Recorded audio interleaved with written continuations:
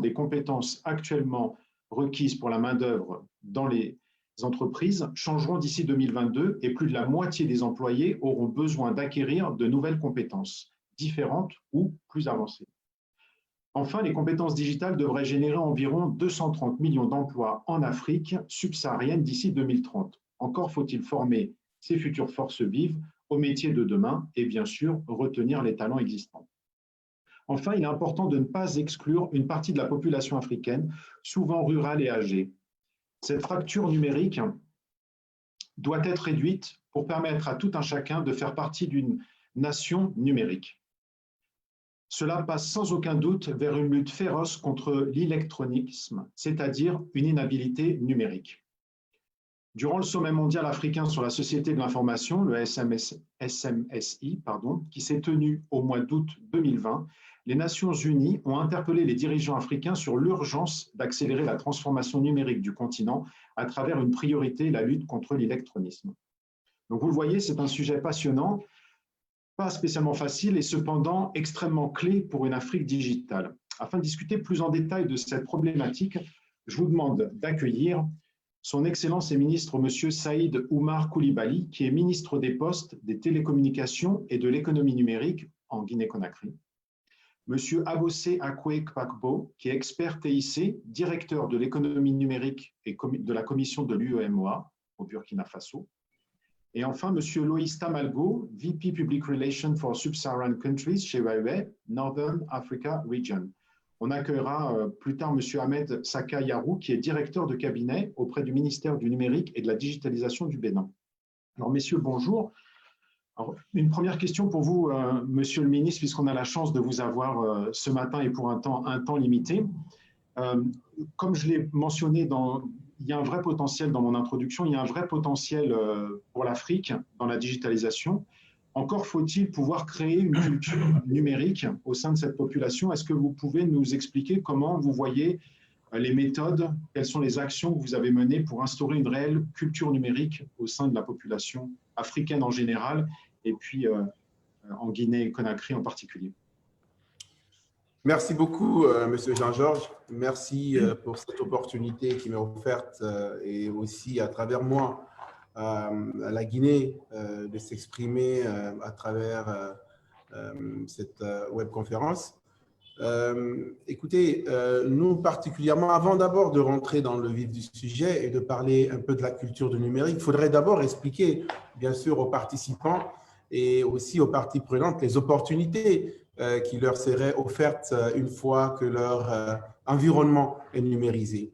Ce qui d'abord facilitera et va améliorer substantiellement les différentes tâches et processus quotidiens et permettra de voir le monde avec une approche différente.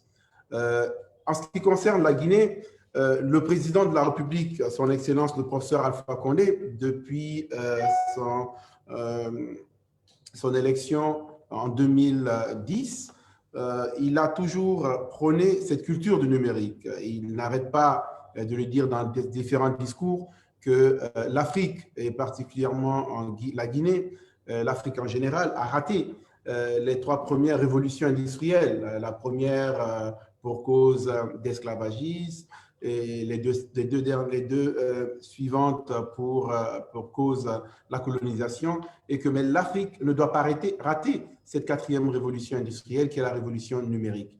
Donc, il est important de s'approprier et permettre à la jeunesse de rentrer à plein dents, je veux dire, dans cette culture numérique en développant les infrastructures. Et c'est ce que nous avons essayé de faire en République de Guinée. D'abord, nous avons fait atterrir le câble sous-marin et après, c'était un déploiement de plus de 5000 km de fibre optique avec Huawei, bien sûr. Et il y a eu la construction de data centers de tier 3.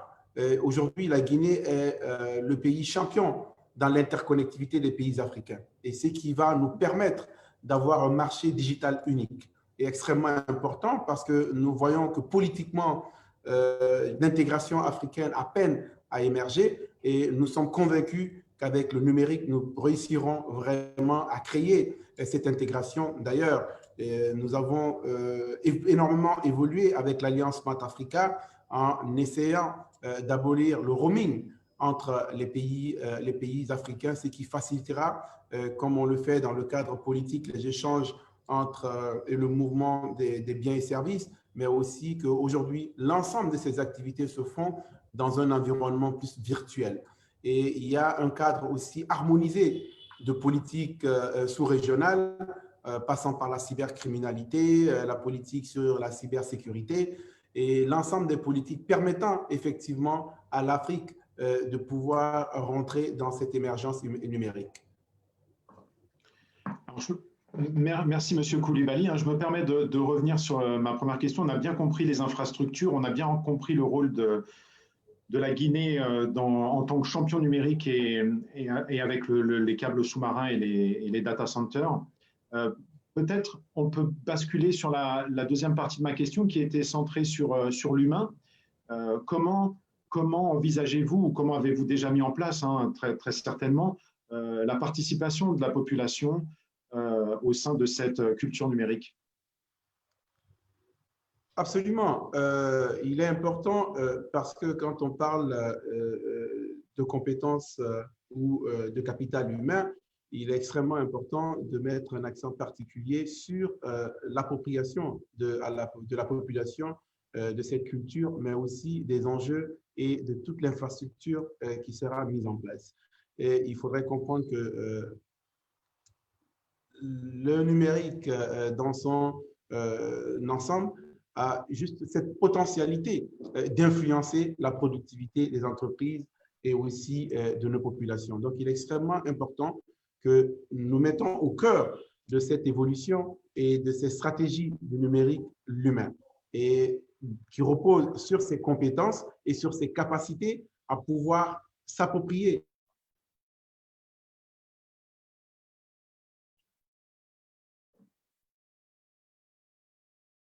Alors, on vous a perdu, Monsieur le Ministre.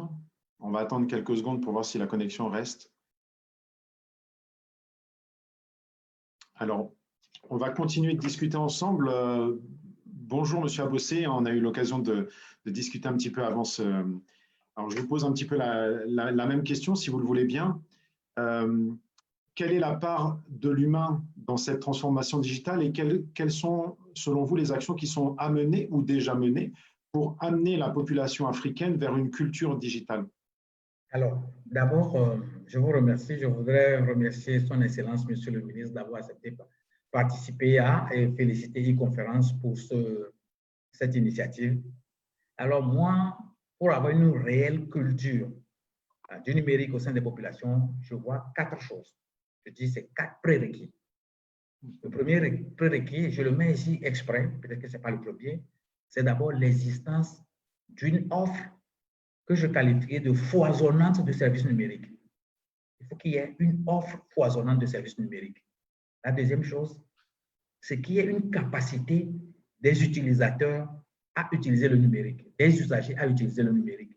Je pense que c'est ce deuxième point-là qui nous réunit aujourd'hui. Mais il y a un troisième point qui est extrêmement important, le ministre l'a frôlé, c'est l'existence d'une infrastructure, je dis bien une infrastructure capable de supporter l'offre foisonnante de services numériques et permettre leur utilisation simultanée. Enfin, le quatrième chose, mais il faudrait que les tarifs des offres numériques soient adaptés au pouvoir d'achat des populations. Ça, c'est extrêmement important. Je suis désolé, si vous voulez vendre la nouvelle Mercedes GMC dans un village, mais monsieur, vous n'allez rien vendre. L'offre est là. Le pouvoir d'achat ne permet pas de l'acheter. Donc, voilà des exemples comme cela, très clairs. Donc, voilà un peu ce que je peux dire au premier. Deuxième question, je vais y avancer. Deuxième chose, je pense que, à mon point de vue, nous n'avons pas encore appréhendé l'humain. J'ai l'habitude de dire qu'en Afrique, nous ne connaissons pas la valeur du capital humain. Nous sommes dans une webconférence. Soyons sûrs, si on connaissait la valeur du capital humain, excusez-moi, un expert m'a dit, français m'a dit, mais pourquoi vous avez quitté votre pays? J'étais étonné, il dit non, vous ne devez pas quitter votre pays. vous devez avoir un poste de conseiller ou quelque part à côté du Premier ministre pour le développement. Donc, voilà un peu ce que je veux dire. Si nous regardons réellement, je dis qu'il nous manque beaucoup. Quand je vois dans ma sous-région, les 8 pays que je fréquente, des écoles de haut niveau sur le numérique, j'en compterai 3, 4, 5. Mais alors que les besoins sont extrêmement importants. Par exemple, au jour d'aujourd'hui, avoir des formations sur l'intelligence artificielle, qui sera le cœur du métier de demain, on en trouve très peu. Donc voilà un peu, peut-être qu'avec les questions, on approfondira. Donc voilà ce que je dis. Alors, merci M.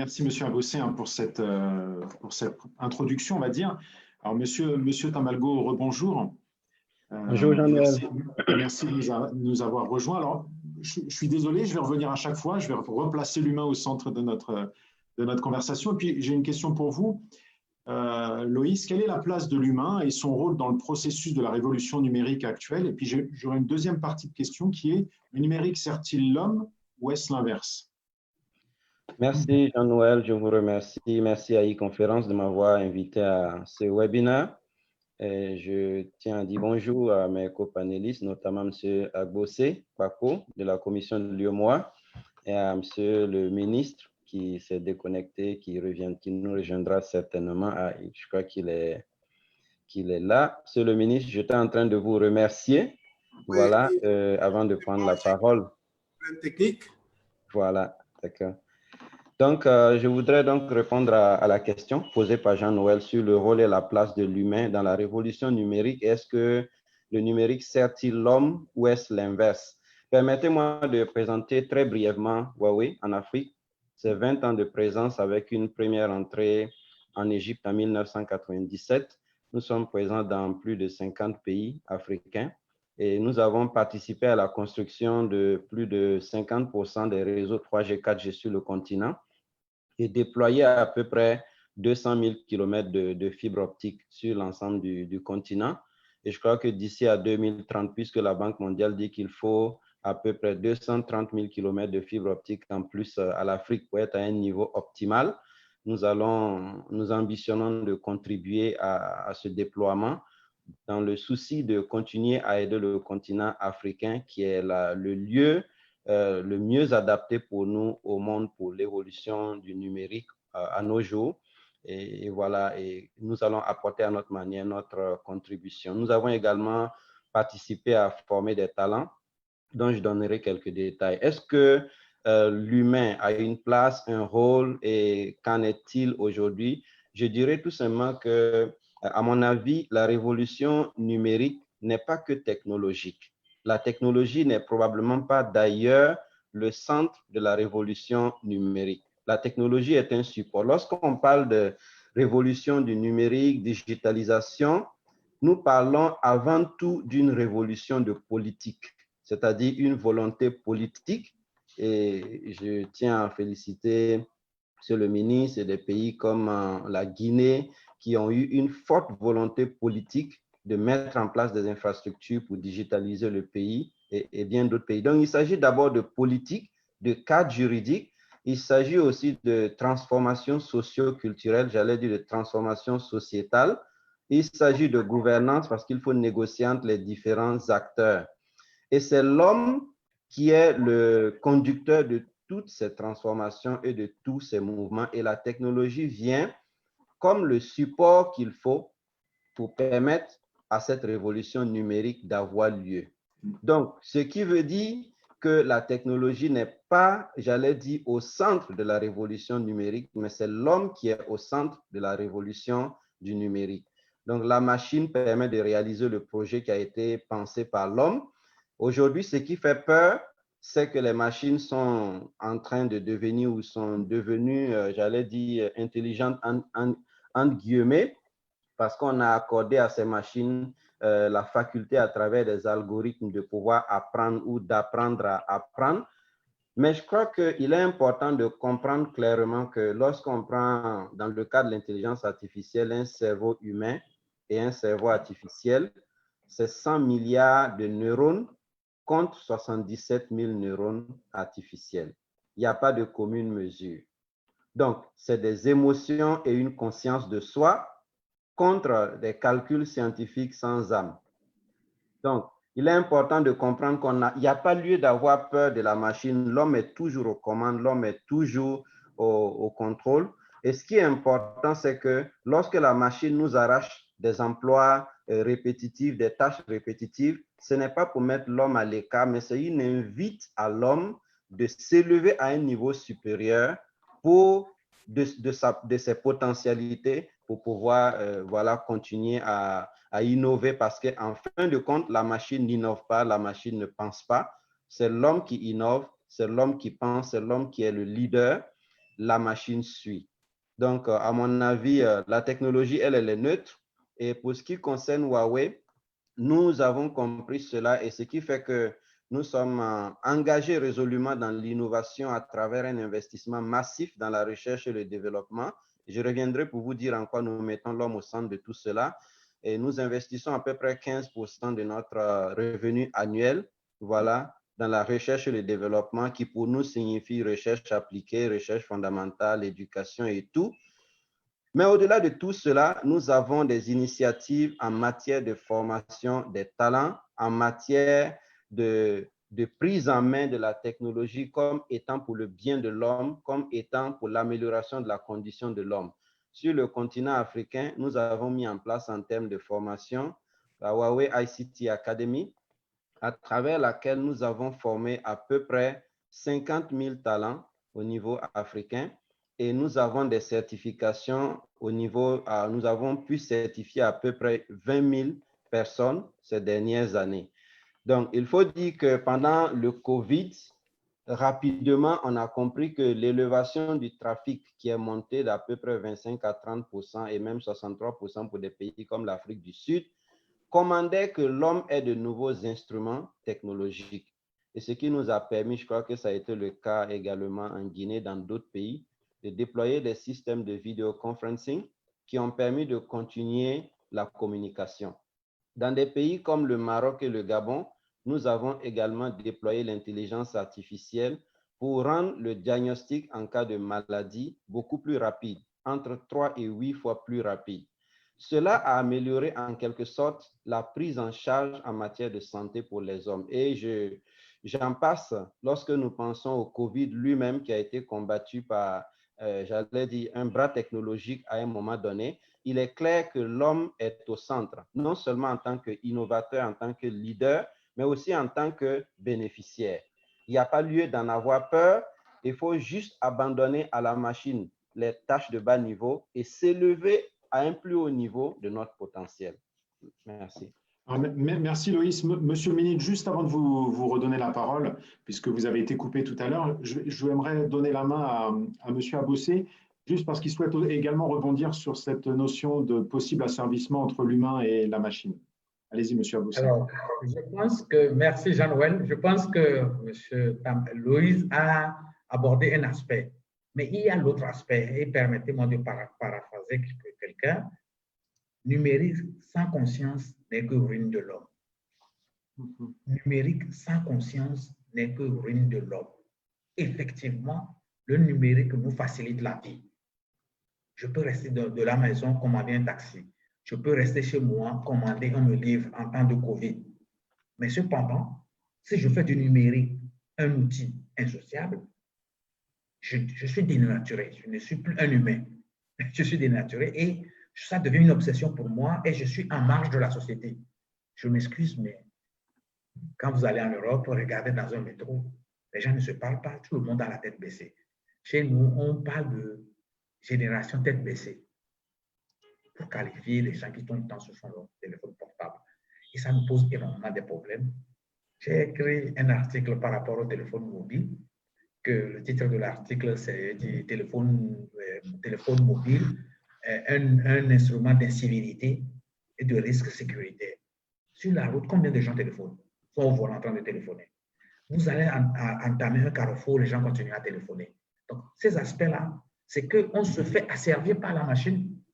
Et comme l'a dit Loïs, la machine a à la solde de l'homme et que, bon, sur certaines tâches répétitives, on confie à la machine et on s'élève. Et la machine ne va pas remplacer l'homme, mais l'homme va faire autre chose de meilleur, de plus qualifiant, de plus noble. Donc, voilà un peu cet aspect-là. Numérique sans conscience n'est que ruine de l'âme. Alors merci M. Abossé pour cette maxime. Je reviens vers vous, M. Coulibaly. Donc, pendant votre introduction, vous nous aviez fait un état des lieux un petit peu des infrastructures et de ce qui avait été déjà mis en place en Guinée et le rôle de champion numérique de votre pays. Et puis, je vous avais posé la question un petit peu plus avec l'angle humain. Vous aviez commencé à répondre, puis on vous a perdu. Donc, je vous propose, si vous le voulez bien, de revenir. Il faut que vous activiez votre micro et puis je vous donne la parole. Très bien, merci Jean-Noël. Donc, je disais, j'ai un peu fait l'historique de tout ce que nous avons eu à mettre en place en termes d'infrastructures numériques, bien sûr, pour un tout petit peu impulser cette dynamique de la culture du numérique. Mais j'abonderai dans le même sens que les autres panélistes en disant que l'humain est d'ailleurs au cœur de toutes les préoccupations dans sa créativité et ce qui permet de pouvoir faire face à des problèmes via les technologies. Donc, je rejoins Loïs pour dire que l'être humain ne doit pas avoir peur de l'évolution technologique, mais au contraire, c'est un instrument qui vient aider l'être humain à mieux s'approprier de certaines tâches et de mieux travailler et ensemble et de valoriser la place de l'homme dans son environnement de travail. Cependant, cette transformation, je dirais, implique un changement dans notre façon de faire et aussi dans notre façon de penser.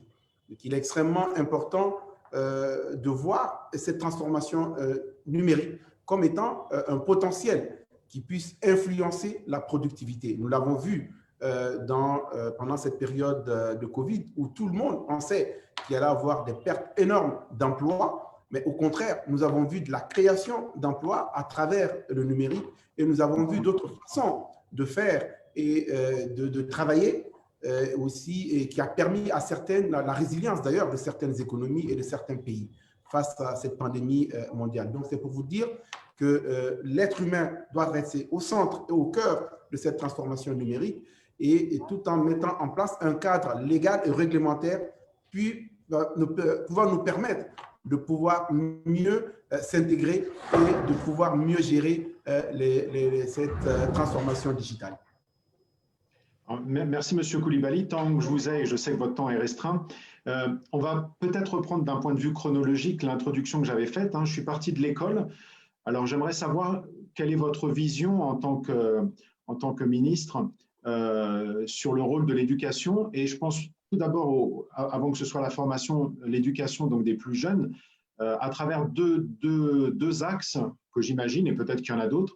Un premier qui serait d'apprendre l'informatique, la programmation, l'algorithmique, tel un langage, tel l'anglais, il y a quelques années, qui était obligatoire. Peut-être imaginer cette notion d'algorithmique.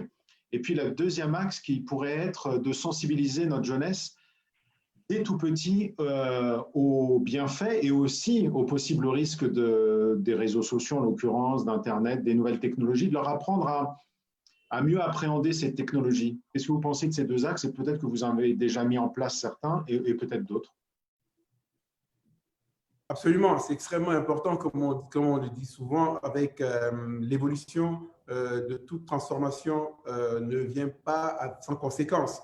Nous avons vu les trois premières révolutions industrielles, elles ont eu leurs conséquences et il faudra aussi anticiper sur les conséquences de la révolution numérique et surtout que ça se passe dans un monde virtuel. Et c'est pourquoi nous avons pu voter des lois sur la cybersécurité, par exemple, et sur la cybercriminalité. En ce qui concerne la cybersécurité, on ne s'est pas limité seulement qu'en mettant un cadre réglementaire en Guinée, mais on s'est dit que la cybercriminalité est un enjeu mondial et que parce que le cybercriminel peut être à Conakry et commettre ses forfaitures à Paris. Donc, il faudrait qu'il y ait une vision plus globale et c'est pourquoi aujourd'hui, il y a un cadre réglementaire sous-régional d'abord sur la cybersécurité, la cybercriminalité. Et je pense que ça se fait aussi au niveau de l'Union africaine et au niveau du monde entier. Donc, il est extrêmement important de comprendre cette compétence numérique qui vient généralement, ce qui nous vient généralement à l'esprit, c'est comment apprendre les nouvelles technologies ou comment appréhender les outils numériques et les compétences numériques qui visent à l'utilisation de ces technologies. Donc, il est extrêmement important d'initier et de commencer à initier les jeunes dès un bas âge et aussi de sensibiliser les parents et aussi sensibiliser notre environnement quant aux avantages de ces technologies, mais aussi aux conséquences, comme le disait tout à l'heure M. Abossé, que si on n'y met pas de la conscience, ce n'est que ruine de l'âme. Donc, il est extrêmement important de mettre de l'accent sur l'évolution technologique sans occulter les conséquences si elles ne sont pas maîtrisées. Et je pense que c'est d'où les enjeux pour les politiques de mettre en place des cadres réglementaires, des lois et des réglementations pouvant permettre aux populations non seulement de s'approprier ces nouvelles technologies, mais que ça soit dans un environnement serein. Et nous voyons les conséquences aujourd'hui de Facebook sur nos pays. Il n'est pas parfois de cœur de gaieté de cœur qu'un gouvernement va jusqu'à restreindre parfois les OTT, mais quand ça va à l'encontre de nos valeurs et de nos mœurs, nous n'avons pas d'autre choix que d'agir de la sorte. Donc, il est extrêmement important de mettre un accent particulier sur la sensibilisation de nos populations, mais aussi sur l'éducation. Donc, c'est pourquoi le président de la République, qui a compris déjà cette initiative et qui a compris cette évolution technologique, a commencé d'abord par initier un projet présidentiel qu'on a appelé en Guinée l'interconnexion des écoles, qui, dans une première phase, était d'interconnecter plus de 200 écoles. C'était de faire rentrer la culture du numérique à très bas âge dans les écoles à partir du primaire, du secondaire et, je disais, jusqu'au lycée. Et pour que les gens non seulement comprennent l'avantage de nouvelles technologies, mais aussi comprennent les conséquences. Donc, c'est pourquoi nous avons mis en place cette initiative présidentielle qui évolue d'ailleurs en mettant en place, comme je le disais, avec notre partenaire Huawei, toutes ces infrastructures et permettant éventuellement d'améliorer notre culture, notre environnement numérique en mettant aussi l'accent sur le cadre réglementaire. Alors, merci, M. Koulibaly. Votre dernière phrase va exactement dans ma prochaine question que je vous garde un petit peu car je vous ai en main. Et rebondir aussi sur la question que pose Tahar Djebari. La première, c'est, vous l'avez mentionné, vous avez mentionné un acteur du secteur privé qui est Huawei.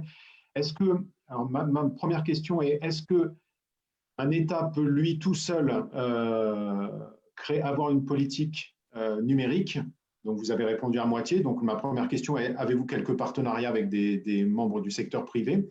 Et la question de M. Tahar Djebari est, est-ce que le rôle de l'État ne devrait pas être aussi, également un rôle de régulateur pour toujours que la population garde un contrôle sur cette consommation numérique?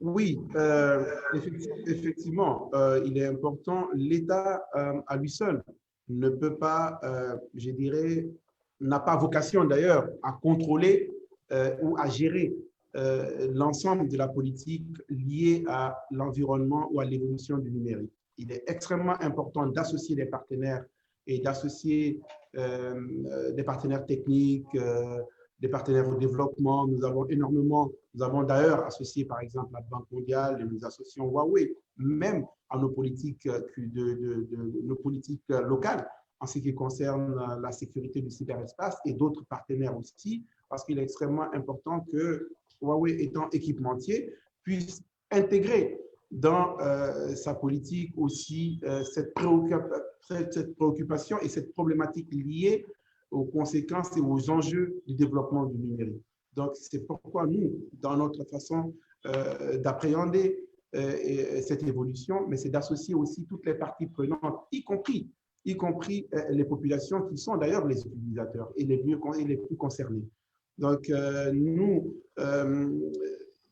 la politique du numérique est d'encourager, je dirais d'une certaine manière, le contenu local. Donc, nous encourageons énormément. Il y a eu d'ailleurs un Guinéen qui a créé une application de suivi des cas de Covid, une application qui avait été proposée par la Banque mondiale, mais nous avons dit non, on va essayer de voir localement si nous avons des compétences qui puissent nous produire ces applications. Et heureusement, aujourd'hui, l'application qui est utilisée par l'Agence nationale de sécurité des services sanitaires a été, je dirais, produite par un jeune Guinéen. Et nous avons plein d'autres applications. Nous avons un jeune aussi qui a produit un dispositif de téléprésence et de télémédecine avec TRIP de Moutaga Keita.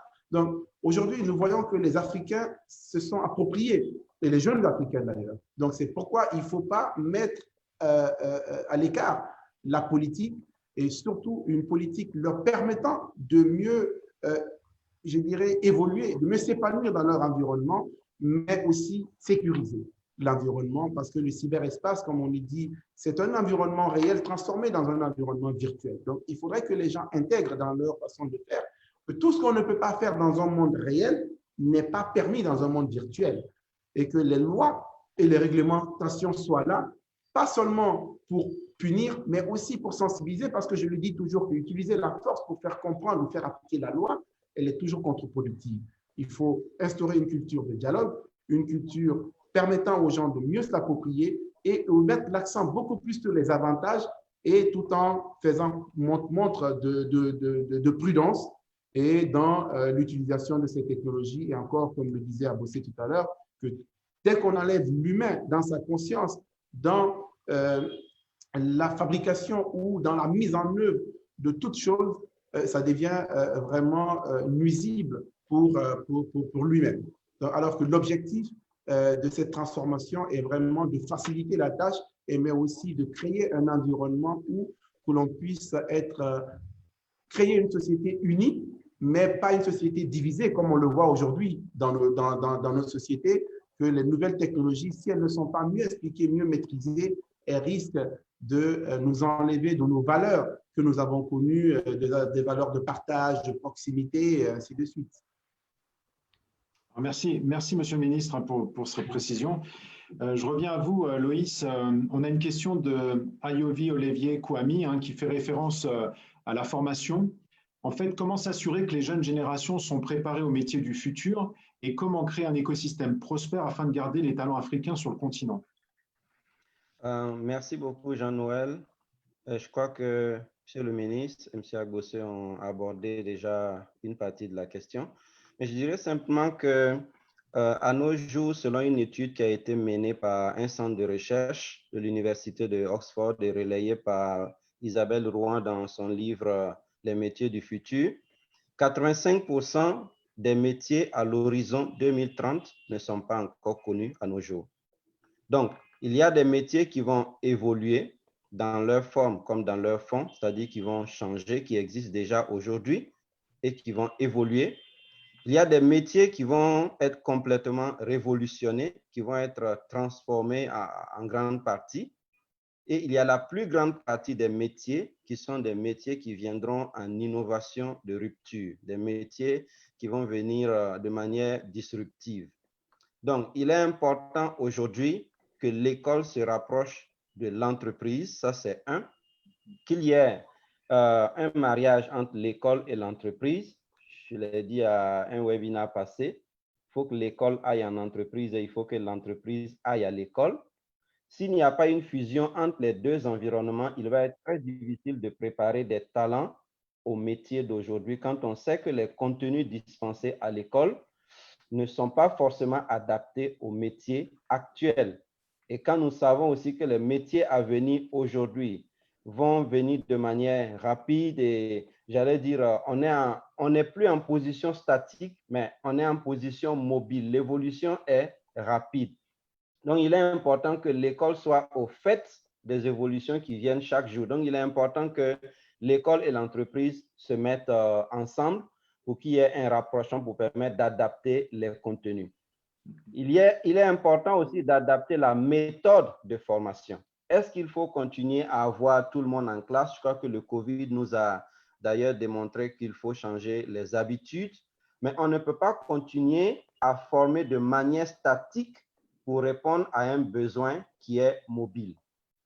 On ne peut pas former en position statique pour répondre à un besoin qui change tout le temps. Donc, il y a une question d'adaptation de la méthode, j'allais dire de la méthodologie de formation des jeunes talents. C'est vraiment important et c'est en cela que je crois que M. Agossé l'a abordé au tout début. Des domaines très pointus comme l'intelligence artificielle aujourd'hui, quand on fait le tour des écoles où on peut trouver de la matière pour équiper nos jeunes déjà aujourd'hui pour les métiers qui existent, c'est assez difficile. Et c'est pourquoi des entreprises comme nous qui ne sommes pas des écoles, nous sommes obligés de créer un pont temporaire avec des instituts à l'intérieur de l'entreprise en attendant que l'école se transforme de manière à prendre le rythme que demande le marché de l'emploi. Donc, à nos jours, il est vraiment important d'équiper la jeunesse parce que beaucoup d'emplois vont disparaître. C'est ce que je me permets de citer l'économiste autrichien Alois Joseph Schumpeter, qui a parlé de la destruction créatrice.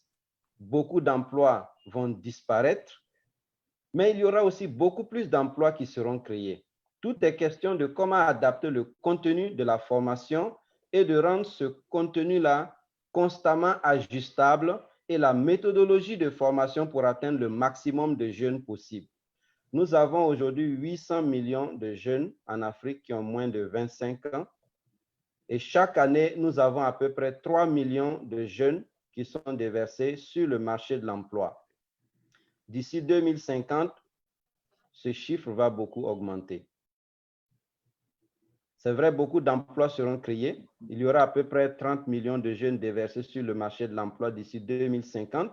Mais il y aura un gap si ces jeunes ne sont pas préparés de manière conséquente pour répondre aux besoins de l'emploi. Les emplois seront là, mais les jeunes ne pourront pas répondre convenablement à ces emplois. Il est donc important, il est impératif, il est urgent aujourd'hui de mettre aujourd'hui le contenu de collaboration qu'il faut entre les différentes parties de l'écosystème, parce qu'il faut le dire, c'est devenu un écosystème. On ne parle plus aujourd'hui de TIC, de numérique, mais on parle de l'écosystème du numérique. Il faut que tous les acteurs s'asseyent autour d'une table, les pouvoirs publics, les écoles, les entreprises, les startups, que tout l'écosystème puisse être impliqué dans la mise en place du cadre nécessaire pour former la jeunesse aujourd'hui. Il est vraiment urgent de pouvoir le faire. Et nous, Huawei, nous faisons à notre manière ce que nous pouvons. À nous seuls, nous ne pouvons pas répondre à tous ces besoins. C'est un mouvement collectif d'un écosystème et nous contribuons à notre manière modeste de pouvoir accompagner ce mouvement-là. Nous accompagnons donc nos clients, les gouvernements, nous accompagnons bien sûr les pays, les opérateurs. Mais il est important aujourd'hui, il est urgent de savoir que la plupart des pays dans leur économie ont à peu près 90% des entreprises constituées de PME et ces PME emploient 80% de la force de travail. Si cette force de travail n'est pas formée, demain, ce n'est pas seulement les jeunes qui vont souffrir, mais c'est le système, le tissu de l'écosystème entrepreneurial qui va prendre du retard et qui va à la limite se désintégrer à un moment donné face à la marche du monde. Donc, c'est ce que je voudrais juste ajouter. C'est un point assez clé. Cela demande la participation de tous les acteurs de l'écosystème et cela demande de se focaliser sur les métiers qui sont à l'ordre du jour et qui vont apparaître et ne pas se laisser distancer. Je termine juste en disant qu'un des mots de l'Afrique, c'est que nous refusons toujours d'apprendre. Nous venons toujours au moment où les dégâts sont déjà causés et nous essayons de rattraper. Et là, je parle des jeunes. Les gouvernements mettent en place des cadres, mais nous-mêmes, il faut une prise de conscience au niveau des jeunes pour accepter d'apprendre et d'apprendre vite. Je vous remercie. Alors, merci Loïs. Alors, j'ai une petite question qui nous vient de Chali Fatou Diop. En fait, on vient de parler de l'éducation, on vient de parler des outils avec Monsieur le Ministre, avec vous, Loïs, sur les besoins de former cette jeunesse. La petite question, hein, est-ce qu'il y a des outils spécifiques qui sont faits avec les familles? L'idée étant que l'éducation numérique se passe aussi au sein des familles et pas seulement à l'école. Est-ce que vous souhaitez partager quelque chose avec nous, Loïs, sur ce sujet? Je peux dire que le numérique n'est pas une question de technologie, une question d'école et tout. Le numérique, c'est d'abord une question de culture, de changement de société. Donc, c'est un tout qui commence au niveau de la famille. Donc, en termes d'instruments, il faut dire bien sûr qu'il y a beaucoup d'instruments. Il y a, je dirais, en termes de formation, que dire? En Afrique, aujourd'hui, la pénétration du smartphone est assez remarquable. Voilà, déjà, c'est dit que la connectivité atteint un bon nombre d'Africains. Il y a plus de 50% d'Africains aujourd'hui qui sont connectés au mobile.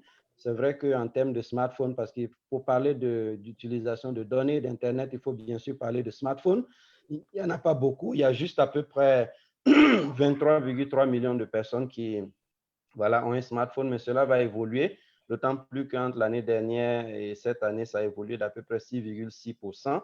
Donc, déjà, la possession d'un smartphone est déjà un instrument qui permet aux familles de pouvoir déjà apprendre comment se connecter au numérique. En termes de contrôle, Monsieur le ministre a abordé les politiques mises en place pour permettre de surveiller le cyberespace et protéger les populations. Je n'en dirai pas plus. Je dirais qu'il y a bel et bien des instruments qui permettent aux parents de contrôler les accès. Il y a un certain nombre de choses et au niveau étatique, il y a bien sûr des structures et des systèmes mis en place pour assurer un peu la sécurité des populations. Mais pour ce qui concerne l'apprentissage et le domaine de la sécurité, cela est de la responsabilité de tous, des États, mais aussi de ceux qui vont sur le cyberespace, de se prendre en charge. Donc, c'est ce que je peux dire et j'espère que j'ai répondu à la question. Oui, merci. Merci beaucoup, Loïs. Monsieur Abossé, ça fait un moment que je vous redonne un petit peu la parole. On vient de parler un petit peu de l'éducation. On a aussi parlé de la formation. On a discuté un petit peu pour préparer ce webinaire. Vous m'expliquez qu'au sein de la commission de l'UEMOA, vous avez été amené à travailler sur plusieurs pays et vous avez donc une bonne vision africaine du contexte.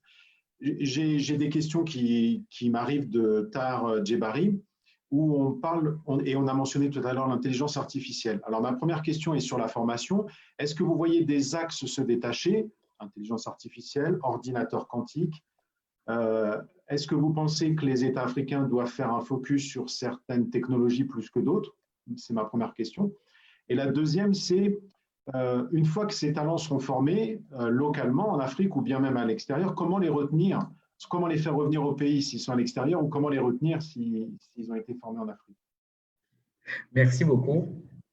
Je voudrais vraiment m'excuser. Bon, j'ai des positions des fois un peu tranchées, mais je m'excuse pour cela parce qu'on est dans un webinaire. Il y a 75 participants.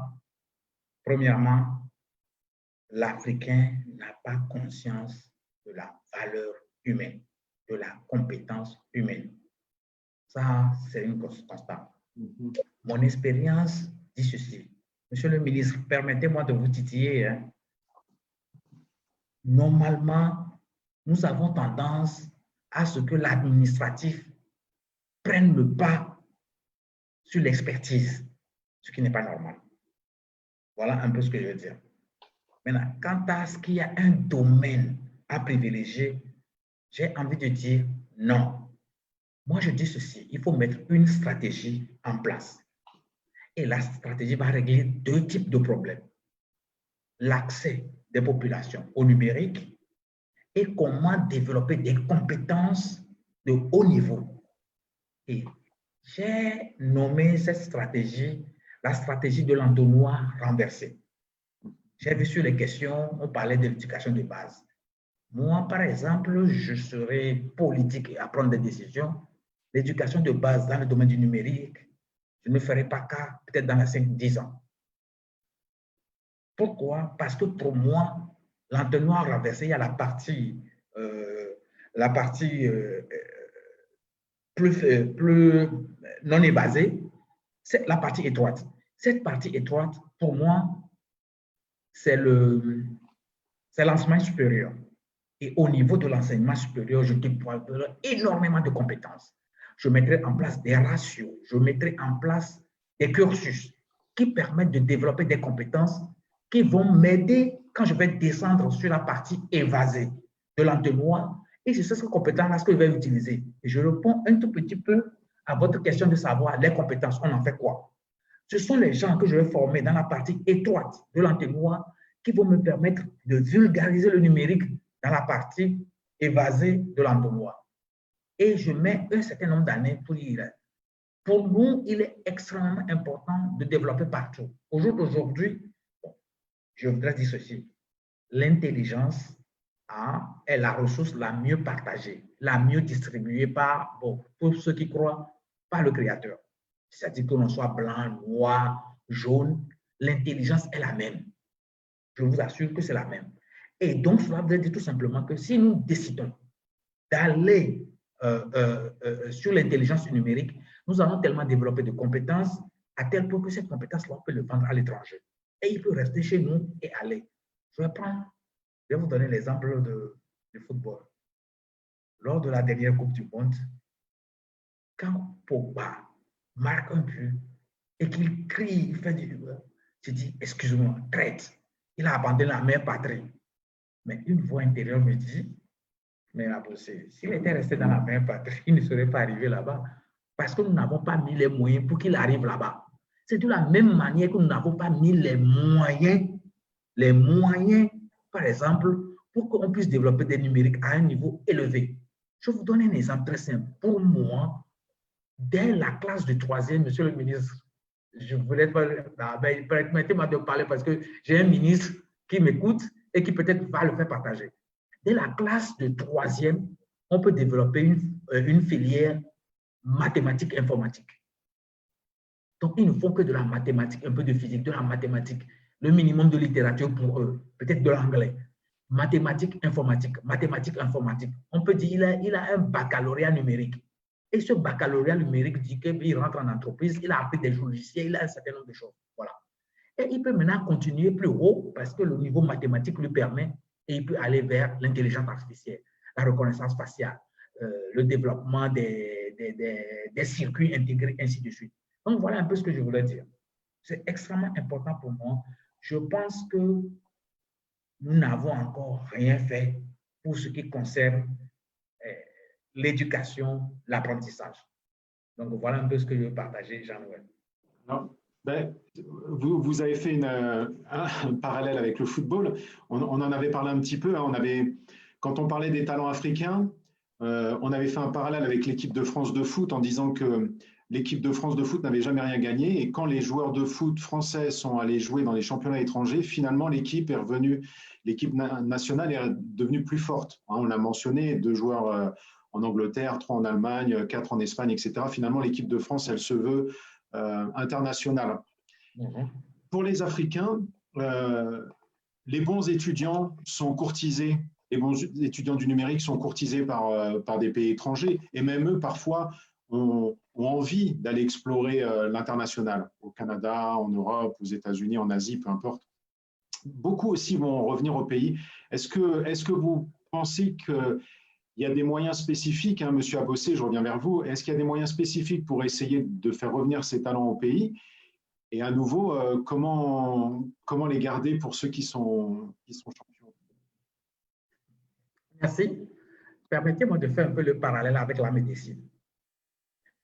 Un jour, j'écoutais Radio-Canada et on m'a dit le sommité en matière de diabétologie, le professeur Gadegbekou. Quand j'ai entendu le nom, je n'ai pas y tombé. C'est un Togolais. S'il n'est pas Togolais, il est béninois. Donc, vous comprenez, j'étais étonné. Donc, cela veut dire que le professeur Gadegbekou, on n'a mis aucun cadre pour lui. Moi, je donne un exemple très simple. En médecine, si j'étais... Monsieur le ministre, je réfléchis beaucoup. Permettez-moi de vous titiller. J'allais organiser les universités médicales. Je vais demander à tous les sommités de quoi vous avez besoin. Ils me le diront. Si je n'ai pas, est-ce que vous pouvez me trouver les moyens de le faire? Ils vont venir faire, pratiquer 1 mois. Je vais leur faire un défilé militaire, les décorer. ils retourneront dans leur pays, on les respectera. À ce moment-là, ils auront toujours tendance à revenir. Faisons l'université du numérique. Faisons voir nos talents. Celui qui enseigne dans telle université, ce ne sont pas des gens qui forcément vont nous donner beaucoup d'argent, mais ils auront le plaisir de venir enseigner chez eux. Et de temps en temps, ils enseigneront dans telle école. On va former des écoles parce que, excusez-moi, on ne peut pas former l'élite en grande quantité. L'élite, comme le nom dit, c'est un minimum. Et maintenant, les gens qui ont les moyens, ou bien les gens qui ont la capacité intellectuelle, l'État les aide. L'État les aide. Et donc, dans ces conditions, ces gens vont venir faire leur cours. Ils auront un certain minimum et ils auront tendance à revenir. Ils vont aimer leur pays, ils vont avoir du plaisir. Malheureusement, nous n'arrivons pas à travailler ensemble. Or, il y a des exemples dans ma région qui sont légion. L'école d'architecture, l'école africaine et mauricienne d'architecture et d'urbanisme du Togo. L'école de médecine régionale, non, de vétérinaire de Dakar. L'école supérieure multinationale des télécommunications de Dakar. Voilà des choses comme cela que nous avons créées et que les compétences viennent. Ce n'est pas forcément, j'avoue que chaque État membre aura du mal à retenir ses compétences. Parce que la compétence, c'est de la valeur. Et il faut le retenir. C'est comme dans le football. Les petites équipes perdent leurs champions qui vont à Barcelone, qui vont à Manchester United, qui vont au Bayern. Mais ce que je dis, créons les cadres pour que même s'ils sont au Bayern, qu'ils viennent chez nous. Créons les cadres pour se dire, mais je peux venir former des gens, une école de football, mais créons la même chose chez nous. N'allons pas chercher à dupliquer, à créer quelque chose de nouveau. Non, cela existe déjà. Transformons-le. Faisons des universités du numérique. Et si on fait cette université du numérique, les gens qui sont les compétences que nous avons ailleurs, on les ramène et va. Je vais vous dire quelque chose qui m'a choqué.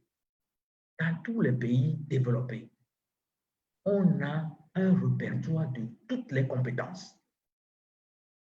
Je suis presque sûr que dans aucun pays, je ne connais pas les pays maghrébins, en Afrique subsaharienne, on n'a pas un répertoire des compétences. Voilà. Donc, faisons une compétence, un répertoire des compétences qui sont sur le territoire, qui sont en dehors du territoire. Créons un cadre pour qu'ils puissent venir, je m'excuse, s'épanouir. Et ils rechercheront à venir et ils nous aideront à créer les écoles, à développer les formations dont vous parlez, à aller vers l'intelligence artificielle, ainsi de suite. Donc, merci Jean-Noël. Merci, M. Abossé. Monsieur le ministre, je reviens vers vous. Je sais que votre temps est compté. Donc, j'ai une question de Linda Davis-Barr qui revient sur une stratégie nationale et j'aimerais élargir peut-être un petit peu le débat tout en gardant l'aspect humain. Est-ce que la digitalisation, est-ce que cette révolution numérique ne met pas tous les pays, et les pays africains en particulier, devant une évidence, même si une certaine souveraineté étatique est à demander, et parfois par les citoyens même, on se rend compte qu'il est nécessaire que les États construisent, vous l'avez mentionné tout à l'heure, un marché numérique unique, ou en tout cas un pôle africain de compétences, comme mentionné par M. Abossé. Donc, ma première question est, avez-vous une stratégie numérique de formation en mettant l'humain au cœur en Guinée ou dans certains pays africains? Et puis, deuxièmement, vous avez mentionné tout à l'heure Smart Africa et Digital Africa. Est-ce que vous pensez qu'il faut accélérer cette dimension régionale et multi-pays dans ces politiques? Merci bien, Jean-Noël. Absolument, absolument. Et puis, je vais simplement revenir à certains propos de M. Abossé. Je suis entièrement d'accord avec lui sur certaines politiques de nos pays quant à l'aspect de digitalisation. Mais aujourd'hui, on parle du numérique, tout le monde parle du numérique, tout le monde parle de cette transformation digitale, mais qu'est-ce que réellement cette transformation digitale pour nous, pour nos pays et aujourd'hui? À mon humble avis, je dirais après la démocratisation des ordinateurs, et je veux dire puis l'Internet, et le numérique a fini par dépasser, je dirais, les sphères scientifiques et techniques, d'où il venait pour devenir un fait social dans sa totalité. C'est pourquoi aujourd'hui on parle de culture. Et quand on parle de culture, c'est que c'est quelque chose qui va au-delà simplement des aspects uniquement scientifiques et techniques et qui est aujourd'hui ancré dans nos mœurs. Et je pense pour ma part que cette culture du numérique se comprend dans un prisme, je dirais, interdisciplinaire où se retrouvent notamment l'histoire, l'économie, les comportements sociaux et la politique et la géopolitique. Et c'est pourquoi je rebondirai sur votre question. Est-ce qu'il faudrait en faire une politique, je dirais, globale? Je dirais oui. Parce que nous ne pouvons pas, quand on dit toute évolution vient avec ses conséquences, toute révolution vient avec ses avantages, d'ailleurs que nous mettrons beaucoup plus d'accent, mais avec aussi des aspects qui, s'ils ne sont pas mieux maîtrisés, ont des conséquences néfastes sur nos sociétés. Nos populations en Afrique sont beaucoup plus jeunes, je veux dire, et s'approprient rapidement ces nouvelles technologies. On voit aujourd'hui le taux de pénétration des smartphones et nous envoyons des jeunes à moins de 14 ans qui ne sont pas parfois suivis à tout moment par les parents et qui sont sur les plateformes TikTok, Facebook, Snapchat. Et donc, il faudrait éventuellement, comme je disais tout à l'heure, moi, mes enfants, par exemple, j'ai un garçon de 14 ans, je lui dis toujours, dans un environnement virtuel, tout ce que tu ne peux pas faire dans la vie réelle, il ne faut pas le faire dans le monde virtuel. Donc, il faudrait expliquer aux gens que c'est une transposition, donc en quelque sorte un changement de paradigme existentiel. Donc, il faudrait que les gens s'approprient, c'est vrai, l'évolution et ces outils technologiques qui nous permettent de mieux transformer notre façon de faire et de mieux accélérer la productivité.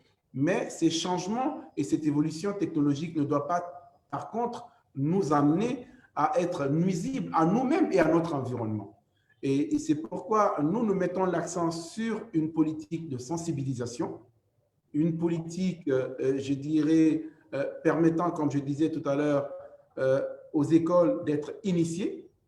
Et c'est vrai, moi, j'ai commencé par un baccalauréat au Canada de maths info. Donc, je me demande bien, c'est extrêmement important de l'initier depuis le primaire, mais qu'il faille bien trouver des programmes adaptés aux enfants à bas âge pour qu'ils puissent comprendre, parce que si je dois parler des langages machines à des enfants de très, très bas âge, je pense qu'ils auraient un peu de problème à se l'approprier. Mais qu'à cela ne tienne, je suis entièrement d'accord avec la logique de M. Abossé qu'il faudrait, dès à très bas âge, intégrer cette culture du numérique. Et nous voyons aussi, et pourquoi aujourd'hui on parle même de culture numérique, nous voyons nos populations qui sont, je dirais, à 80%, et en tout cas à grande majorité analphabètes, mais qui aujourd'hui s'est approprié, par exemple, Orange Money.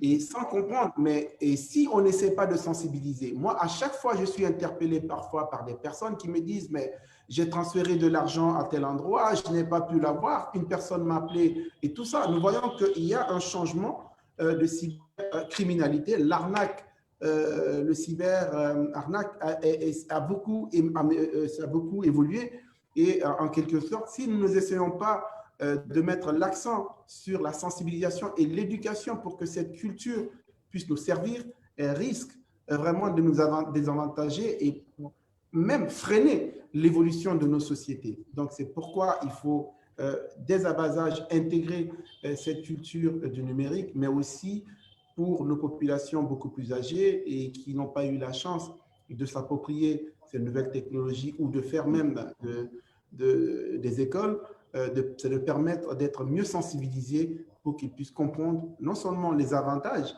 parce qu'il y en a énormément, nos populations aujourd'hui qui sont dans les zones, je dirais, rurales, avec des applications que nous-mêmes, au niveau du ministère des Télécommunications, j'ai une agence ici, un département qui est en charge de l'innovation de l'économie numérique, qui travaille avec l'ensemble des autres ministères, parce qu'il faut comprendre que le numérique aujourd'hui a ce rôle transversal et qui permettent à tous les autres départements de se reposer afin d'améliorer leur processus de transformation, mais aussi de productivité.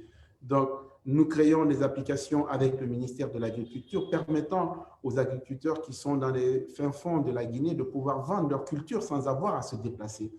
Et je disais, j'abonde aussi dans le sens de Loïs tout à l'heure, permettez-moi, qui disait que l'être humain ne doit pas avoir peur de cette évolution technologique parce que nous pensons que plus la technologie évolue, plus il y a des pertes d'emplois. Je dirais non.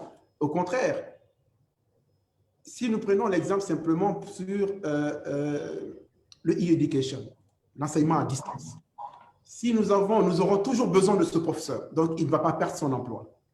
Mais par-dessus ce professeur, il y a tout un autre emploi qui va se créer parce que nous avons besoin d'un maintenancier qui va s'occuper de toute la plateforme, toute la connectivité. Donc, il y aura plus d'emplois créés avec l'évolution du numérique que d'emplois perdus. Mais ça fait justement un changement de paradigme. Donc, il faudrait qu'on l'intègre, qu'on se l'approprie et ça nous permet d'avoir moins peur et de pouvoir vraiment rentrer dans le monde du numérique avec cette évolution, et car l'Afrique en a besoin. Je le disais tout à l'heure, notre président n'arrête pas de le rappeler, que nous avons raté les 3 premières révolutions industrielles et que l'Afrique vraiment va rattraper son retard à travers cette révolution numérique. Merci, M. Koulibaly. J'aimerais, avant de donner la parole peut-être à Mme El Wahabi, demander à Loïs, puisqu'on a une petite question qui nous revient, sur comment garder les talents. Et une petite question qui vient se rajouter, c'est plutôt que de faire une part trop grande au diplôme, peut-être faire une part plus grande aux compétences. Surtout que le temps que les universités et que les écoles puissent adapter des formations spécifiques au numérique, souvent les technologies évoluent. Et donc ces jeunes ont les capacités, comme l'a dit Monsieur le ministre, d'acquérir ces compétences sans forcément avoir une formation. Qu'est-ce que vous en pensez, Loïs? Merci Jean-Noël. Comment garder les talents? Je dirais qu'il n'y a pas de solution miracle.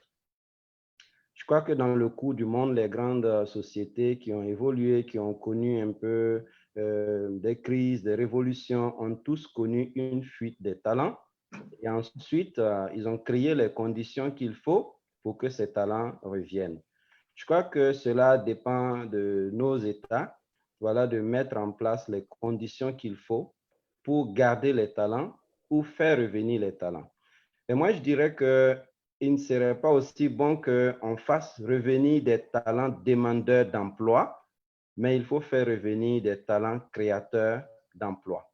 Cela est important quand on est dans un écosystème de start-up. Et je crois que certains pays africains ont donné le ton, notamment la Tunisie, qui a voté le Startup Act, qui met en place les conditions optimales pour que les startups puissent avoir des avantages qui les rendent viables à leur création. Le Sénégal a suivi. J'étais au Sénégal, je crois, la semaine passée. Et je crois qu'il y avait la semaine du numérique et le Startup Act venait juste d'être mis en route. Et forcément, cela va favoriser un foisonnement voilà, de l'écosystème des startups en Afrique. Parce que la plupart de nos talents qui ont fui le continent sont des talents pointus. C'est dû à leur qualité, à leur performance qu'ils ont été courtisés, récupérés par d'autres systèmes. Donc, en revenant, ces talents ne viendront pas se soumettre à un système qui, permettez-moi de le dire, est un peu inférieur à leurs attentes ou voilà, un système dans lequel ils ne vont pas se sentir. Ils viennent plutôt en influenceurs, ils veulent faire quelque chose de nouveau, en innovateur. Et je crois que cela est une bonne nouvelle. Il faut créer les conditions qui leur permettent de venir mettre en place des emplois, de venir mettre en place des startups, des entreprises. Et cela va d'ailleurs contribuer à créer beaucoup plus d'emplois sur le continent. Donc, à mon avis, c'est vraiment la mise en place des conditions non seulement réglementaires, juridiques, voilà, assainir l'économie, voilà, faciliter un peu beaucoup de choses, voilà, et puis les conditions aussi, bien sûr, sécuritaires. Il y a tout un tas de choses à mettre en place, mais comme je disais au début, il n'y a pas de solution miracle. Il faut créer les conditions. Il y a quelques années de cela, pour moi qui ai beaucoup vécu en Côte d'Ivoire et dans les pays alentours, on voyait les Ghanéens qui allaient de pays en pays, qui faisaient toutes sortes de boulot. Mais de nos jours, on en voit de moins en moins parce qu'ils sont rentrés chez eux pour développer leur pays. Ils n'ont pas été forcés. Les conditions ont été mises en place. Et c'est la même chose pour la Chine, que tout le monde connaît, qui a investi massivement dans les infrastructures pour faire de la Chine une référence en matière d'intelligence artificielle aujourd'hui. Et je crois qu'il y a beaucoup de talents chinois qui rentrent et qui mettent en place des structures et qui contribuent à bâtir leur pays. Je crois qu'il faut tout simplement mettre les conditions en place. Nous avons tous été formés par les systèmes de nos pays et tout. On a eu des bourses, on a étudié ailleurs, mais quand on est rentré, eh bien, voilà, il n'y avait pas de conditions de suite. Il fallait se prendre en charge, il fallait tout simplement s'accrocher à des systèmes où on peut le mieux contribuer et mettre en valeur ses compétences. Donc, il y a une question de cadre, de plateforme à créer et pour permettre à ces personnes d'avoir envie de revenir. On ne peut pas forcer dans ce monde quelqu'un à faire quelque chose. Il faut créer le cadre qu'il faut pour qu'il ait envie de revenir contribuer. Cela en vaut dans le domaine du numérique, dans le domaine du football, dans n'importe quel domaine, cela va de soi. Merci Loïs pour cette intervention et cette précision. Alors, on a la chance d'avoir Madame Touria El Wahabi du Maroc, qui est chef SI au sein d'une administration publique. Alors, Madame, je ne sais pas si vous m'entendez.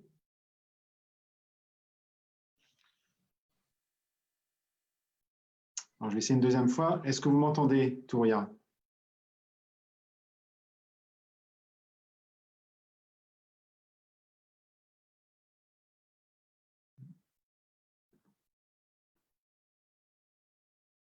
Bon, écoutez, on aura essayé, hein, c'est les aléas du numérique. Il nous reste encore un petit peu de formation à faire pour pouvoir intégrer des…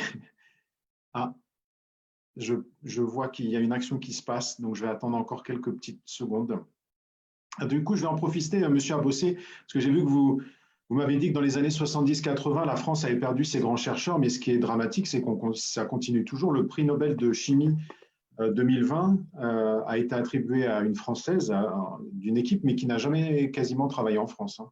Donc, en fait, tout dépend d'une forte volonté politique du pays concerné. Si le pays concerné, souvent les États-Unis pour la recherche, souhaite investir, alors les chercheurs de tout pays viennent dans ce pays. Donc, ce serait une vraie volonté africaine de garder ces talents numériques. Touria, est-ce que vous m'entendez ?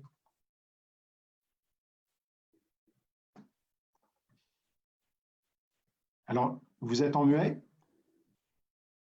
Si vous pouvez activer votre micro.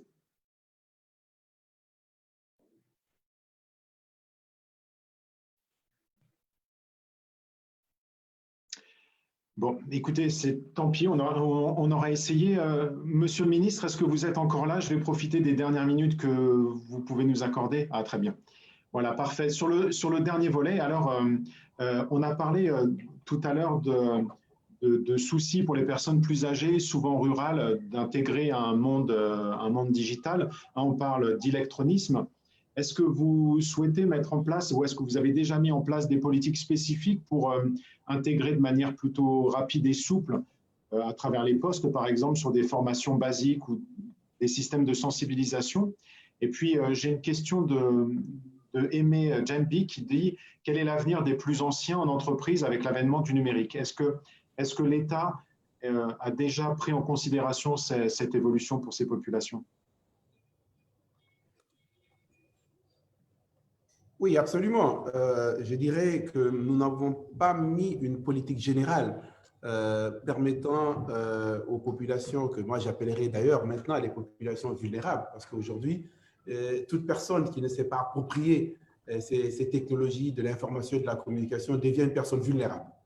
Nous voyons que l'analphabétisme n'est pas uniquement le fait de ne pas être parti ou faire de grandes études, mais quand on ne maîtrise pas l'écosystème, je dirais même que l'écosystème du numérique, on devient en quelque sorte analphabète numérique, et qui a d'ailleurs beaucoup plus de conséquences et néfastes pour notre évolution et pour nous-mêmes que le simple fait de ne pas pouvoir lire et écrire. Donc l'analphabétisme de nos jours n'est pas le simple fait de ne pas pouvoir lire et écrire, mais quand on ne maîtrise pas ces technologies du numérique, on devient en quelque sorte analphabète parce qu'on devient une personne vulnérable. Et on voit aujourd'hui nos populations qui sont beaucoup plus exposées aux cyberarnaques.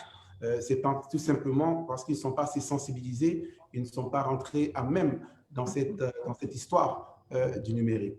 Donc, il faudrait que les politiques s'y intéressent. Et c'est pourquoi nous sommes en train de faire évoluer les textes de loi.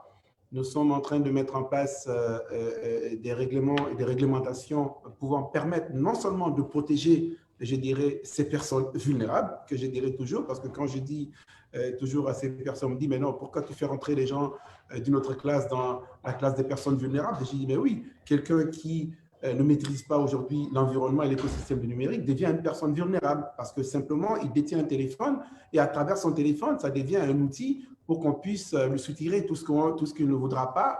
Et parfois, nous voyons un peu le cyberchantage, des gens qui parviennent à demander parfois à des enfants ou à des personnes âgées qui n'ont pas cette culture du numérique, parfois des images et autres, et qui essaient de leur faire du chantage. Donc, c'est là la vulnérabilité de ces personnes parce qu'ils ne sont pas assez sensibilisés. Donc, les politiques doivent s'intéresser à ces personnes. Donc, d'où nous sommes en train de travailler, de faire évoluer les mentalités et les textes de loi pouvant permettre de mieux protéger ces gens, mais aussi mieux les sensibiliser. Je disais tout à l'heure que nous avons des applications pouvant permettre aux agriculteurs dans les fins fonds de la Guinée de pouvoir vendre leur production à Conakry, par exemple, sans avoir à se déplacer. Mais il faut éviter aussi que ces gens, dans cette logique de pouvoir faire profit, que ce soit qu'il y ait des conséquences qui leur permettant même de perdre toute leur production. Donc, il faudra mettre des politiques en place pour mieux les protéger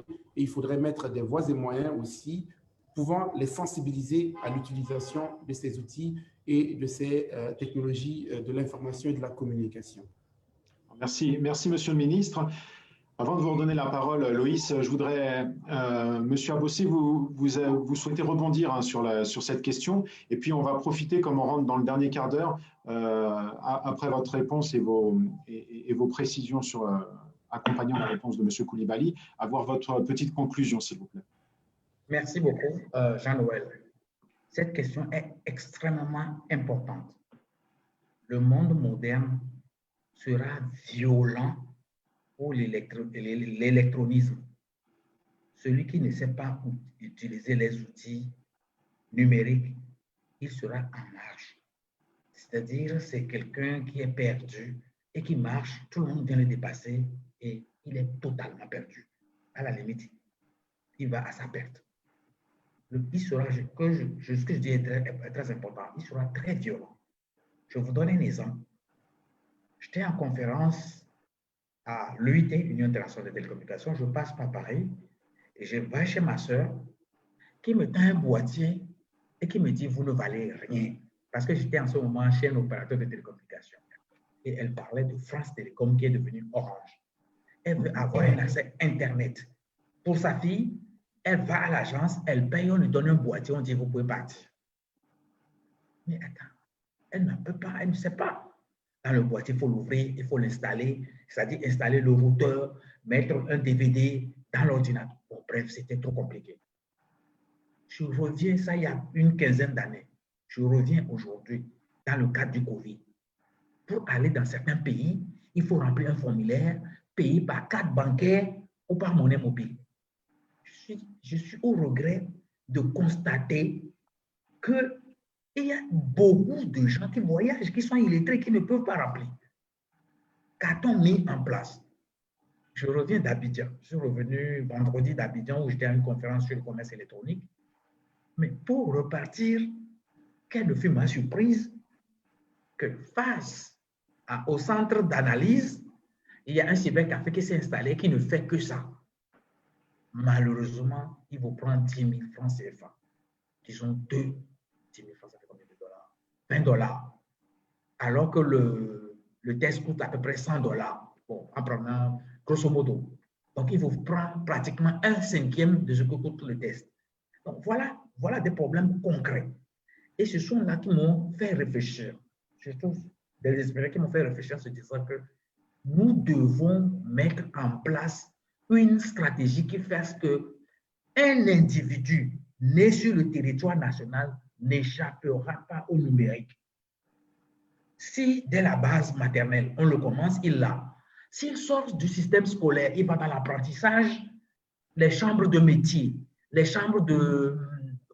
Tout cela les prendra en charge. Les centres d'apprentissage les prendra en charge. De telle manière qu'il n'y aura pas de quelqu'un de perdu. C'est une politique si on va mettre sur au minimum 10 ans, 20 ans, pour que 60 ans après l'indépendance, que nous faisions des politiques d'alphabétisation, que dans 50 ans, nous faisons des politiques, excusez-moi le terme, d'internétisation. Aller mettre les gens dans des salles pour leur apprendre Internet, des personnes âgées. Merci Jean-Noël. Merci Monsieur Abossé. Je veux bien retenter une petite connexion avec Touria, si vous nous entendez. Je vois que vous êtes en mute à nouveau. Alors, tant pis pour cette fois, ce sera pour une prochaine. Ah, est-ce que vous m'entendez, Touria? Oui, bonjour. Merci pour ce colloque. Vraiment, elle est extraordinaire et c'est un thème chaud et qui est pour nous, autant que Marocains, vraiment, ça touche le mal, surtout concernant l'analphabétisme numérique. Moi, je vous propose, autant qu'acteur influent, d'essayer de sortir avec des recommandations stratégiques pour instaurer des institutions qui vont lutter contre l'analphabétisme numérique et qui va couvrir toutes les couches de la population. Aussi, j'ai une autre proposition, suggestion, ça concerne l'open science, l'accès au savoir. L'accès au savoir et l'accès au web profond. Il faut démocratiser l'accès au savoir. Le savoir, il est universel, il est humain, il est créé par l'homme et pour l'homme. Et merci beaucoup. Merci. Merci à vous tous, Monsieur le ministre, Monsieur l'organisateur, les organisateurs, et à tous les participants et les professeurs et les experts. Merci. Merci beaucoup pour votre intervention. Merci beaucoup, Touria. Alors, du coup, je redonne la parole à vous, Loïs, avant de rendre la main avec Monsieur le ministre. Bon, vous l'avez vu, on a un petit peu parlé de l'aspect humain dans le numérique. Hein. On voit que c'est une évolution. On vient de voir avec l'intervention de Touria qu'il y a beaucoup d'attentes, qu'il y a aussi beaucoup de peur. Alors moi, je suis souvent un petit peu plus positif. J'ai l'impression que le numérique permet à tout à chacun, à condition d'avoir un accès à Internet, d'accéder au savoir, ce qui était moins le cas avant à travers des livres ou des universités. Donc, j'aime être positif. Et Loïc, j'aimerais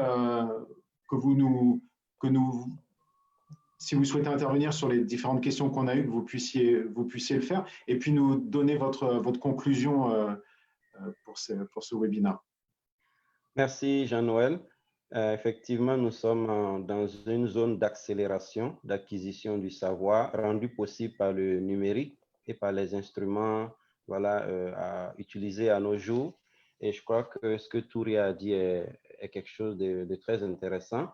Il faut effectivement démocratiser le savoir en permettant à tout le monde d'apprendre.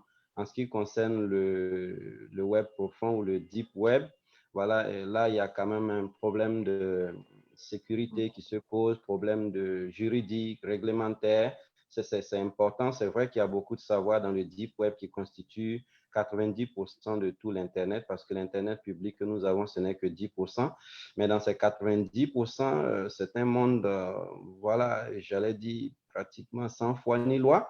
Et s'il est ouvert, il faut vraiment mettre en place le cadre qu'il faut pour cadrer et permettre que ceux qui y vont ne s'y perdent pas comme quelqu'un qui saute d'une fusée dans l'espace. Voilà, donc c'est un peu ce que je voudrais dire.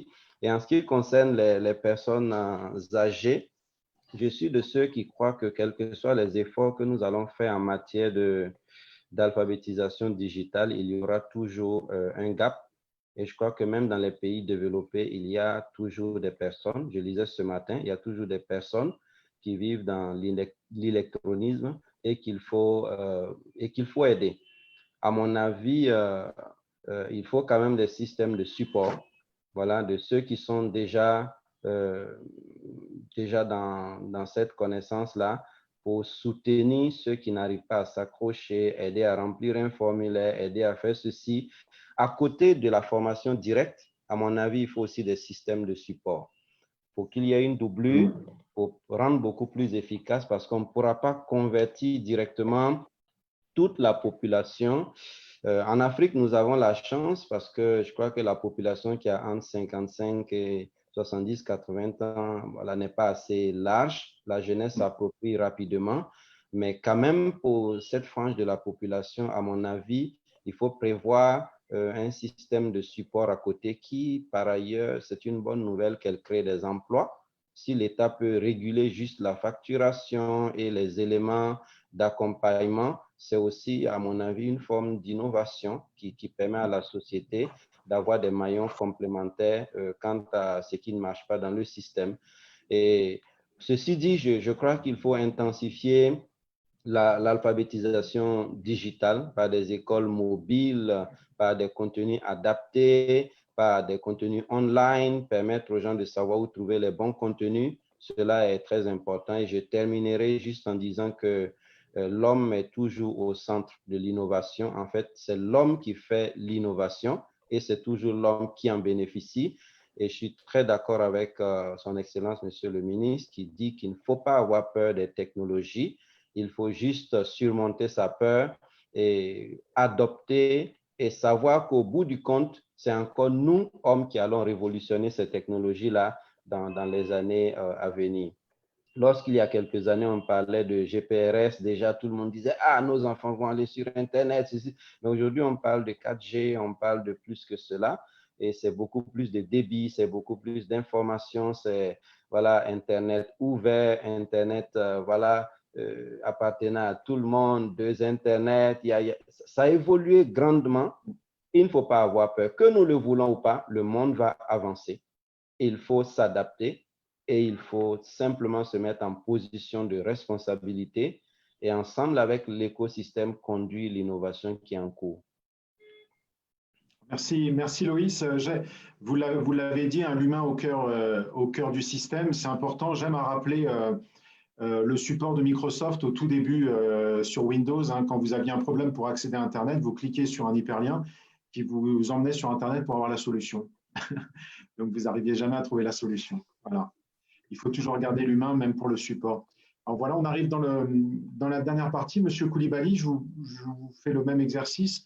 Si vous voulez bien nous faire un petit mot de conclusion et avant que je rende la main. Et je tiens à vous remercier tout d'abord, si vous devez partir d'un coup, d'avoir pu rester un petit peu plus longtemps. J'ai cru comprendre que vous nous avez accordé un peu plus de temps, donc merci beaucoup. Merci Jean-Noël. Non, il fallait que je reste un peu plus longtemps. C'est extrêmement important. Je vois qu'il y a beaucoup de participants. Donc, il est important que pour nous, politiques, d'être au cœur de ces enjeux pour mieux expliquer tout ce que nous sommes en train de mettre en place au sein de nos pays respectifs, mais aussi au sein de l'espace sous-régional et l'espace régional, pour mieux rassurer et faire comprendre à ces participants, je veux dire, qui sont d'ailleurs nos populations, que la politique est au cœur de cette évolution numérique et que nous mettons tout en œuvre pour non seulement rassurer et mettre en place un cadre réglementaire propice permettant à chacun de s'épanouir dans ce cyberespace, mais aussi leur permettre de mieux maîtriser et aussi sécuriser ce cyberespace. Donc, il est extrêmement important et aussi, c'était un honneur pour moi et j'en profite pour féliciter les organisateurs de ce webinaire, mais aussi vous parallèlement pour cette modération. Donc, pour conclure, je dirais, comme le disait Loïs tout à l'heure, l'être humain reste toujours au cœur, je dirais, de cette évolution, de cette transformation numérique. Je me rappelle, il y a plus de 20 ans, j'avais un professeur de mathématiques qui me disait toujours que l'ordinateur, il est plus intelligent que l'homme, mais il est bête. Donc, c'est parce qu'il disait que quand l'ordinateur, tu le sors de son cadre de programmation, et voilà, alors que l'être humain avec, je dirais, ce sens, cette émotion qui lui permet d'aller parfois au-delà de certaines réflexions et, comme le disent les Américains, de sortir de son boîtier. Et Loïs l'a dit dans son introduction que parfois, c'est incomparable parce qu'on parle de plus de milliers, de millions de neurones, contrairement à quelque sorte comme 77 millions de neurones quand on parle d'intelligence artificielle. Donc, il est très important que cette intelligence artificielle repose sur la perception et l'intelligence naturelle. Donc, nullement, on ne peut concevoir l'intelligence artificielle si on n'essaye pas d'adapter cette intelligence déjà naturelle à un environnement beaucoup plus, je dirais, virtuel. Donc, le numérique, je dirais, n'est pas seulement qu'une évolution technologique, moi je le dis simplement, mais comme le furent en leur temps les inventions de l'écriture et de l'imprimerie, il est aussi un phénomène extrêmement important, culturel et social. Donc, ça va au-delà d'un simple fait technologique, mais c'est aujourd'hui un phénomène, je dirais, culturel et social qui imprègne les actes et les plus ordinaires et aussi de notre vie et qui représente notre monde et notre société. Et donc, cette perception de l'espace et du temps est en relation directe avec notre façon de penser. Donc, il est extrêmement important d'imaginer et de créer nos modes de travail et d'accès au savoir, et ainsi que nos manières de produire et de diffuser les connaissances. Donc, je dirais que nous allons encore mettre beaucoup plus d'accent à la formation, comme le disait tout à l'heure M. Abossé, des jeunes, dès à bas âge, à pouvoir intégrer cet environnement du numérique. Je le disais, et chacun des panélistes l'a réitéré, et les analphabètes du futur ne sont pas seulement que ceux qui ne sont pas allés à l'école, mais c'est toute personne qui n'est pas maîtrisé les outils technologiques, c'est-à-dire l'écosystème et l'environnement du numérique. Aujourd'hui, nous trouvons des termes, l'électronisme, nous trouvons l'analphabétisme numérique. En tout cas, quelle que soit l'appellation qu'on donnera à ces personnes, que moi d'ailleurs j'appellerai de personnes vulnérables, je dirais les conséquences seront beaucoup plus néfastes pour toute personne qui ne se serait pas appropriée. En ce qui concerne les personnes âgées ou des personnes qui n'ont pas eu la chance de bien entrer dans cette révolution numérique, c'est de les protéger.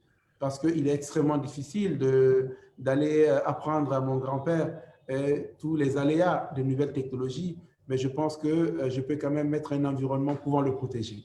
Et tout en essayant de l'apprendre les basiques, mais c'est de mettre un cadre réglementaire pouvant protéger ces personnes vulnérables dans le cyberespace. C'est pourquoi nous avons des textes de loi, en passant par la loi L018 qui encadre le cadre qui est consacré au cadre réglementaire sur les technologies de l'information et des télécommunications en Guinée. Nous venons de voter la loi sur la cybersécurité, la loi sur la cryptologie qu'il ne faut pas oublier et la loi sur les transactions électroniques. Tout ça, c'est pour non seulement protéger notre cyberespace, mais aussi protéger nos entreprises et protéger tout l'écosystème du numérique dans nos pays. Et nous essayons d'aller au-delà en mettant en place un cadre harmonisé au sein de l'UEMOA, au sein de l'Union africaine et au sein de la CEDEAO pour que nous puissions avoir un cadre réglementaire généralisé pouvant sécuriser notre cyberespace, parce que la sécurité dans le cyberespace n'est pas qu'une sécurité, n'est pas qu'une question nationale, mais aujourd'hui, c'est devenu un enjeu mondial. Merci. Merci beaucoup, M. Coulibaly.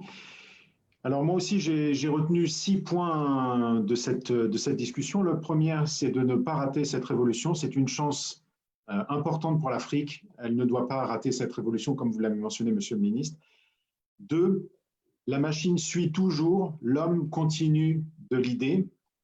3, l'école doit se rapprocher des entreprises et inversement, les entreprises des écoles. 4, le succès de la digitalisation passera par un partenariat public-privé avec un rôle de l'État plus comme régulateur, comme garant d'un cadre juridique et comme partenaire de la protection et de cybersécurité. 5, la technologie au service de l'humain, restons positifs, soyons positifs. Et enfin, le dernier point, créer une stratégie nationale, mais surtout régionale et multi-pays, Et je reprendrai la phrase de M. Dafir, arrêtons de discuter des directions, soyons maintenant dans l'action et soyons dans l'action maintenant. Voilà, je vous remercie tous.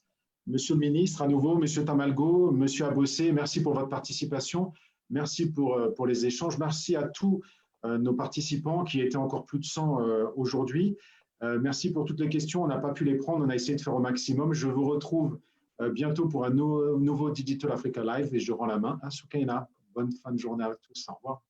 Merci Jean-Noël, merci à nos chers panélistes pour ces 90 minutes d'échange et de partage de qualité et surtout ils n'ont pas hésité à répondre présent à notre invitation malgré un emploi de temps très chargé.